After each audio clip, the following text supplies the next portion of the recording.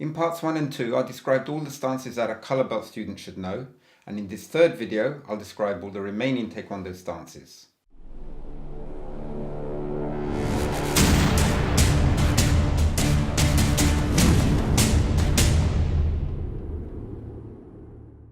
To complete this series, in this video, I'll describe diagonal stance, crouch stance, X stance, one leg stance, bending stance, and open stance. I'll also describe some ready stances and ready postures. Diagonal stance, Sasun Sogi, is similar to sitting stance as the feet are kept parallel and the distance is 1.5 shoulder widths measured from the big toes. One foot is further forward by 1 foot distance, so that the heel of the front foot is in line with the toes of the rear foot. The weight distribution is 50% on each leg, and to keep the hips square, the knee of the front leg is slightly further back to the line above the toes, and the knee of the rear leg is slightly beyond the line above the toes. The front leg determines whether the stance is a left or right stance. So when the left leg is in front, it's a left diagonal stance, and when the right leg is in front, it's a right diagonal stance. The stance is used either in a full facing or a side facing position. Crouch stance, or Guryo-sogi, is a variation of diagonal stance as the feet are placed in a similar position, but the width of the stance is variable. Tension is created by bending the knees inwards, which allows quick movements side to side and also allows a quick change of stance. The disadvantage is that it's vulnerable against an attack to the knees. Like diagonal stance, the front leg determines whether it's a left or right stance. So a left crouch stance is when the left leg is in front, and a right crouch stance is when the right leg is in front. The stance can be used in a full facing or a side facing position. One leg stance, Uebal-sogi, is formed by standing on one leg and keeping that leg straight. The reverse foot sword of the raised leg is placed next to the knee joint, but there's another version where the instep of the raised leg is placed in the hollow of the knee joint.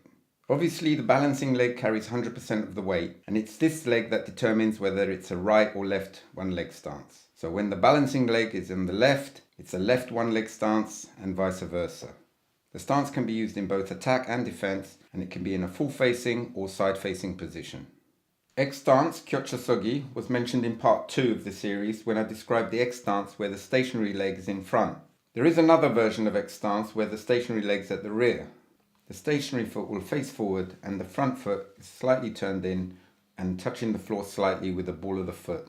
The rear leg will carry no less than 90% of the weight and the front leg no more than 10% of the weight. When the left leg is the stationary leg, it's a left X stance and vice versa. The two types of X stance are used for different circumstances. When jumping into an X stance, the front leg will become the stationary leg, and when stepping in X stance, the rear leg will become the stationary leg. Both types of X stance can be in full facing, half facing, or side facing positions. Bending stance, Guryo-sogi, is mainly used in preparation for a side piercing kick or side thrusting kick, as I explained in the previous video, or for a back piercing kick, as I'll show you later in this video. In the Taekwondo encyclopedia, it mentions that this stance is frequently used for blocking techniques, but it doesn't give any examples. My interpretation is that it's used as an alternative to one leg stance, especially in cases where you intend to do a side kick or a back kick after the block. The defense techniques that can be used with this stance are more or less the same as those that can be used with one leg stance. The balancing leg obviously determines whether the stance is a left or right bending stance. The Taekwondo encyclopedia also says that this stance can be used in a half-facing or a full-facing position, but I don't see any reason why it cannot be used in a side-facing position when used for blocking, just as in one leg stance. Open stance, Palja-sogi, is rarely used in Taekwondo. It is similar to parallel stance, except that the feet are not kept parallel. With an inner open stance, An-Palja-sogi, the feet point inwards slightly, and with an outer open stance, Bakat Palja-sogi, the feet are turned out by about 45 degrees. Like the parallel stance, these stances are sometimes used for blocking and attacking techniques, but their primary use is as a ready stance. In this case, the fists are placed in front of the thighs to form an inner open ready stance, An-Palja Chumbi-sogi, or an outer open ready stance, Bakat Palja Chumbi-sogi. Although open ready stances are rarely used in Taekwondo, I actually see them quite a lot in my beginner classes. When I ask my students to do parallel ready stance, I usually see this. And when I tell them off for turning their feet out, I usually see this. Anyway. There are some other ready stances that I haven't covered yet. For example, X ready stance. This can be performed with both types of X stance, and the arms are placed in a similar way to walking ready stance with the elbows bent by about 30 degrees. I mentioned closed ready stance type A, B and C in the previous video. There is another, closed ready stance D, Moe Chumbi Sogi D, which is used as a ready posture for Uyam-tul. This is formed by adopting a closed stance and placing the fists about 30 centimeters from the thighs. Bending ready stance B, Guburio Chumbi Sogi B, as I mentioned before, is in preparation for a back piercing kick. It is formed by adopting a bending stance with a reverse foot sword close to the knee, and place the hands about 25 centimeters from the thighs and bend the elbows 30 degrees. Also turn the head to look at the rear where the target for the back piercing kick will be. Warrior ready stance, Musa Chumbi Sogi, is used for a ready posture in a couple of patterns. Warrior ready stance A is used in Yonge-tul.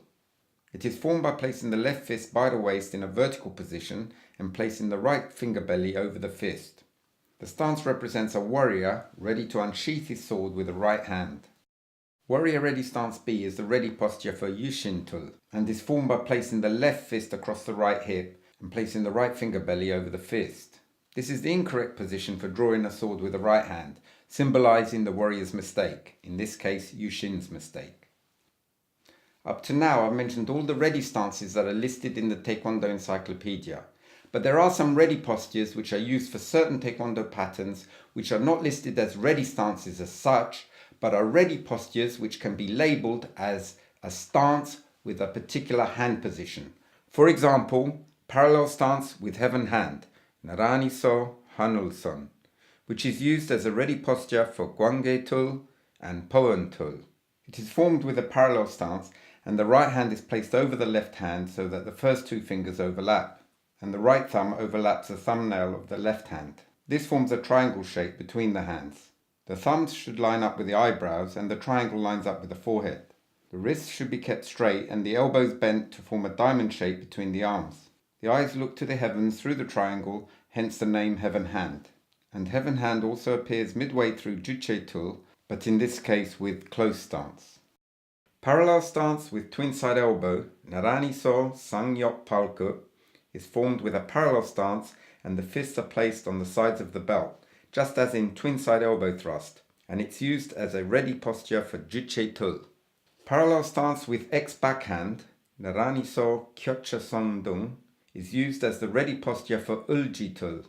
It is formed with a parallel stance and the left hand is on the outside of the right hand, crossing at the wrists, just as in X backhand, which is sometimes used as a blocking tool in ground techniques.